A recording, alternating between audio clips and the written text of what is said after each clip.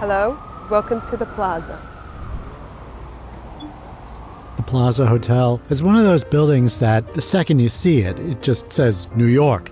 The Plaza's always been a place where people know it, people want to go there. It's the ultimate global calling card. It really speaks to the history of wealth in New York, the history of celebrity in New York. It's also one of New York's most beautiful buildings and most recognizable. You enter into what is known as the Fifth Avenue lobby.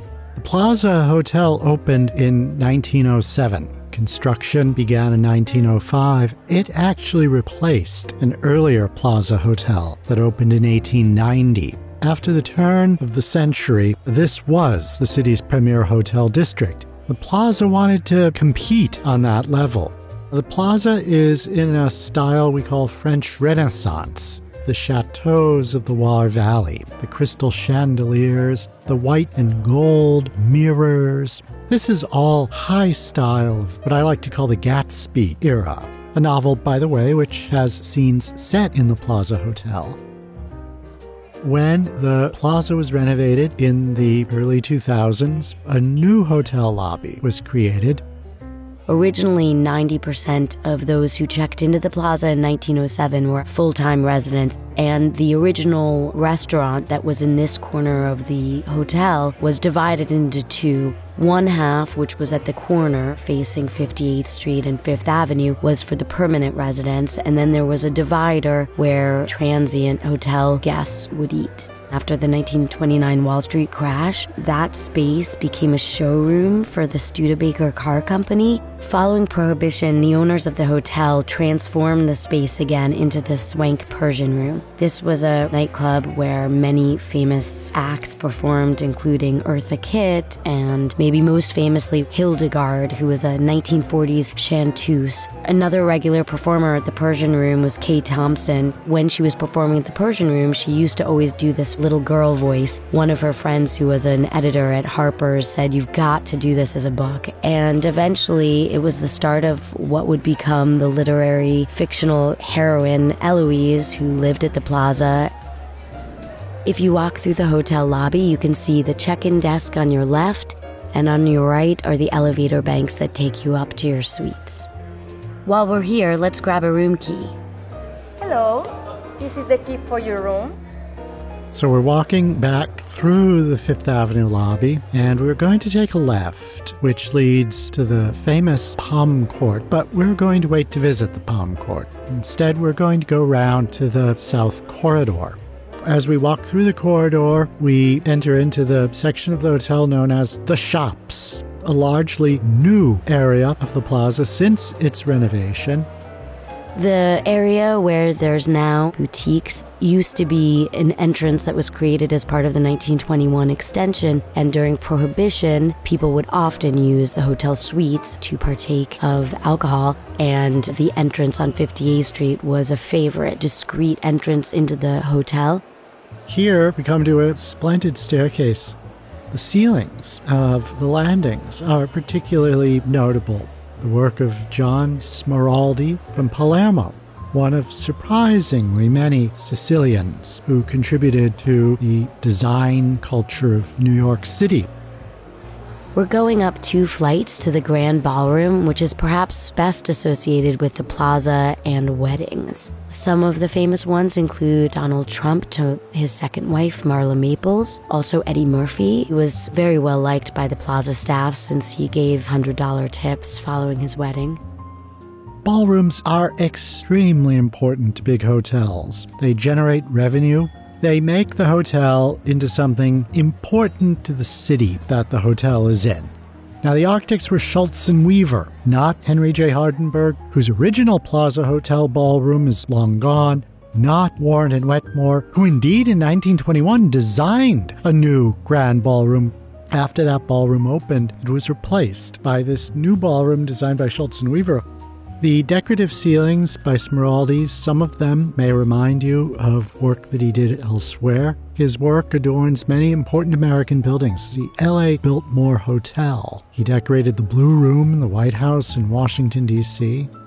Someone who felt the Plaza Ballroom to be a really wonderful space was the novelist Truman Capote, who in November of 1966 held his famous black and white ball, one of the most eclectic guest lists in New York history, from Frank Sinatra to Andy Warhol to Norman Mailer, Robert and Ethel Kennedy, Vivian Leigh.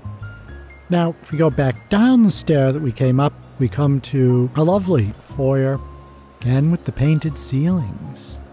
Directly below the Grand Ballroom, we enter into the Terrace Room. When it opened in 1921, this was a restaurant. Bad time to open a restaurant. With Prohibition, the restaurant failed, and this became what it has been since, a function room.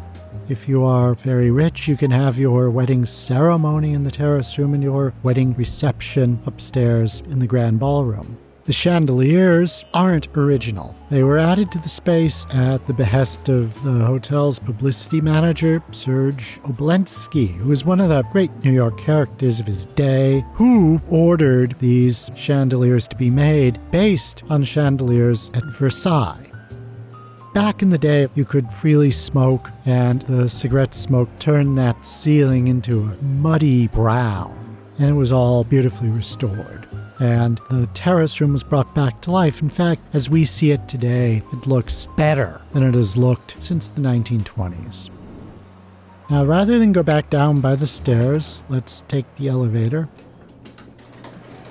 So here we're in the shops again, and we're passing quickly through into the South Corridor. In this corridor, you will find a painting of a young girl, Eloise. The Eloise Portrait is by Hilary Knight, who created the original drawings in the famous books, and it's actually the second portrait to hang there since the first one mysteriously disappeared in the 1960s and no one ever found out exactly what became of it. The Plaza hosted something called College Night, and the painting went missing. It seemed one of the great art theft mysteries of all time. In the 1970s, when New York was in financial straits and so was the Plaza Hotel, Kay Thompson was actually evicted from the hotel, and she demanded that the painting come down or any reference to Eloise be removed from the hotel. The plaque that said it was Eloise was removed, although everyone knows exactly who that character is. We're turning now into the Palm Court, and above it rises the building's light court. When the air conditioning equipment was installed in the 1940s, at a time when the owner of the plaza was Conrad Hilton, it led to the destruction of the stained glass skylight. The owners of the plaza hired a firm of stained glass restorers. Of course, it's not natural light anymore. Fiber optic lighting systems make it possible to shine artificial light through that stained glass. There are a lot of people, my mother from Chicago is one of them, who just feel that one of the quintessential New York experiences is tea at the Palm Court. One of my favorite stories involves one of the great actresses of the early 20th century, Mrs. Patrick Campbell. One of Shaw's favorites, she was the original Eliza Doolittle in Pygmalion, and she's seated at a table in the Palm Court, pulls out a cigarette, and lights it. It wasn't considered quite proper for ladies to smoke in public, yet the plaza didn't want to go into business alienating celebrities. What they did was they got folding screens so that other diners would not have to see her smoke. We are going to go up to the 20th floor, and we're going to see a suite. Now, these elevators are new elevators, but they are replicas of the elevators in the original registration lobby on 59th Street, which is now the lobby of the plaza's private residences, and thus a space which is now off limits to the general public. The rooms are not original rooms. They are traditional in feeling, with traditional moldings, mantelpieces, and so on. This is the 2,000-square-foot Grand Penthouse Terrace Suite. Along 58th Street, there are 282 hotel rooms and suites, and along Central Park, there are more than 150 residences. Because of the plaza's multiple renovations, no two floors are the same, and the rooms vary in size. There's a long history of fabulous people living and staying at the hotel. Clarabelle Walsh, who supposedly moved in the hotel when it first opened, although I think it's more like 1922. She is credited with inventing the cocktail party. Eventually, she died in her Plaza suite in 1957. Another famous resident is Princess Vilma Wofe Palagi. She moved into the hotel in 1909. She brought 2 young wolves, an ibis, a falcon, several owls, and eventually she bought a pet lion that she let live in her Plaza bathtub. This is one of the Plaza suites that has an outdoor terrace. Walk to the railing and take in the view of neighboring rooftops. John Bedamillion Gates helped finance the plaza back in 1907 and lived in an enormous suite. And since he was an investor, he was able to design his own bathtub. And he made a huge pink bathtub. He was very large, and he liked to take baths at least twice a day. Before the hotel's most recent renovation, there were over 200 hotel rooms that were not being used. Many of them were in a state of disrepair.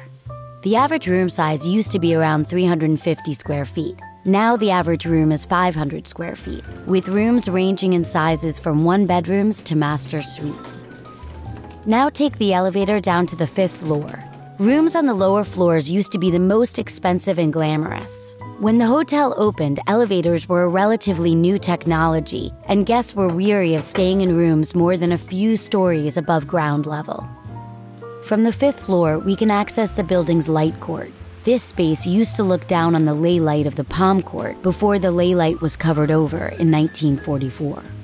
Buildings are designed around these light courts for the obvious reason of getting light and air into all the rooms of the building.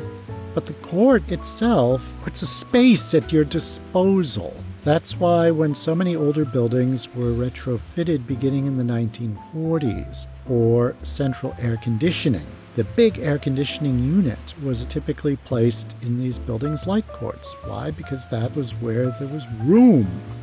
Now, a deck was built above that, and this really splendid small park with fountains and sculptures.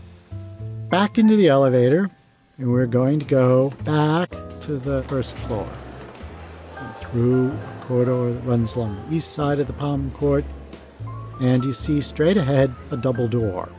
Through the double doors, we enter into a marvelous room. This is the Edwardian Room. It has been reimagined countless times. This is another one of the designated landmark rooms of the plaza, of which there are 8. The decorators of this room were a firm called William Baumgarten and Company, quite famous in their day. This room is clearly based on the banqueting hall in Haddon Hall, a 14th century house in Derbyshire in England. These lighting fixtures were produced by the Sterling Bronze Company, who also made the chandeliers over the ramps that lead from the upper to the lower levels of Grand Central Terminal. What I think is especially effective about this ceiling is the way there are panels inserted that are mirrors. They reflect the space back. It makes the space seem even more ample than it is. You see out one window, Central Park, and then out the window right next to it, Fifth Avenue, a panoramic view like no other in New York. This is the corner of the plaza where traditionally the most expensive rooms were located up above. One such resident of a northeastern corner room, 3rd floor, was Frank Lloyd Wright. In the 1950s, Wright lived much of the time in the plaza. This is where he got to know Solomon Robert Guggenheim, who lived in the plaza himself. And of course, Wright was commissioned by Solomon to design the Guggenheim Museum. We're leaving the Edwardian Room. All the 3 corridors around the Palm Court are among the designated landmark interiors. The walls are of a beautiful marble called breccia.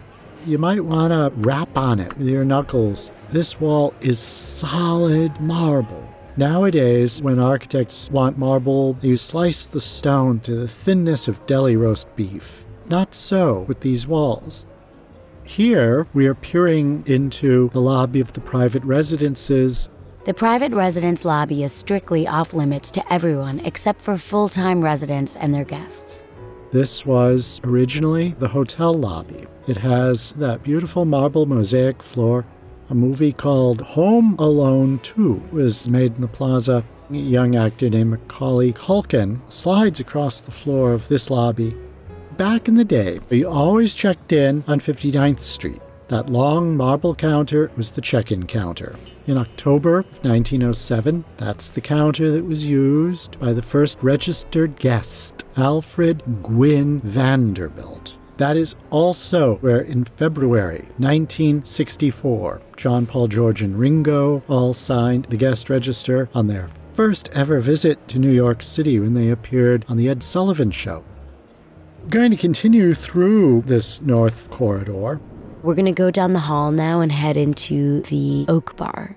Originally, between two opposing columns was an enormous wooden bar, for which the Oak Bar was later named. During Prohibition, the bar was removed. Conrad Hilton reopened the Oak Bar and the Oak Room, and he outfitted the room with 3 murals by Everett Shinn, an American realist painter and a member of the Ashcan School. The works depict early scenes from the hotel, including the old Vanderbilt mansion that used to be next door. You can see right away the stylistic similarities between this house, which was built in the 1880s and 90s, and the Plaza Hotel. Shinn was one of the group of painters known as the Eight, who redefined American realism, gritty urban realism, yet these are very romantic pictures of old New York. This is the Oak Room, and it is much older than the Oak Bar. This is a 1907 room.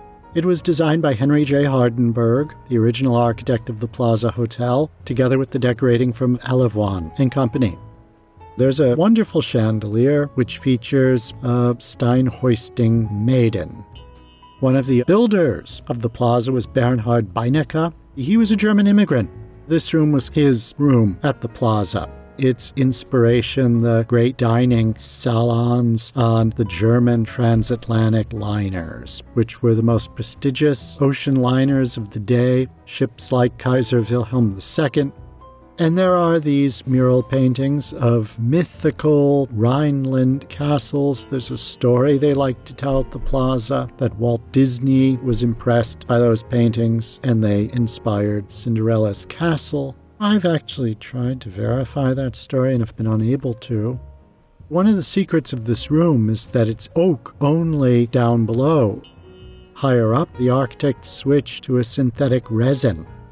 The Oak Room was one of the last all-male restaurants in New York City until 1969 when Betty Friedan, a famous feminist, staged a sit-in, and after a few months, the plaza announced that they were going to let women in for the lunch hour. We're exiting the building through the Fifth Avenue entrance. That Fifth Avenue entrance is very famous, and it's well to note that it actually wasn't part of the original hotel in 1907. It was added in 1921 by the firm of Warren and Wetmore, the architects of Grand Central Terminal. The entrance on Fifth Avenue used to be what was called the Champagne Porch. When the Pulitzer Fountain opened on Grand Army Plaza, people would sit in the champagne porch and look over at the beautiful fountain and sip their cocktails. In 1964, when the Beatles made their first stateside visit, crowds packed into Grand Army Plaza, and it was completely filled with screaming teenagers, mostly girls. According to Greg Salamone, who lived at the hotel, John Lennon would don a ski mask and actually go down and sort of wander incognito among the crowds. The Pulitzer Fountain, the defining feature of Grand Army Plaza, post-dates the Plaza Hotel. The fountain wasn't completed until 1916. One of the stories that's famous about F. Scott Fitzgerald, but is likely apocryphal, one day he was possibly inebriated and he jumped fully dressed into the Pulitzer Fountain. That kitty corner from the Plaza Hotel is the Sherry-Netherland Hotel. Its architects, Schultz and Weaver, were famous for their hotels. There's another hotel just 2 blocks up Fifth Avenue, the Pierre, which the same firm designed. And then, of course, there is Central Park, which predates the Plaza Hotel by many years. Central Park was built principally in the 1860s. The hotel, of course, takes great advantage of Central Park. Many of its rooms were park-facing. Those rooms are now condominium apartments. Henry Janeway Hardenberg, the architect, designed the plaza to be a French chateau with skyscraper proportions. It's in the shape of a classical column. The first 3 stories are made of marble, and they form the column's base. The middle is made of terracotta brick, and then the roof is made from copper and slate, and it forms the column's capital, and the green color reflects nicely the greenery of Central Park. The plaza has been around for 111 years. It's seen everything from ushering in the trend toward apartment living to Eloise in the 1950s to today when you have a combination of condominium and hotel. It really has always reflected the city around it. The Plaza Hotel is architecturally an icon of New York. It really stands for Grand Hotel in the same way that the Connaught is in London or the Crillon in Paris. For New Yorkers, it's much homier than that, a place that contains memories of weddings, of debutante balls, going to tea with your mom at the Palm Court, that everybody in New York has some memory of. And among the grand hotels of New York, the Plaza really stands supreme.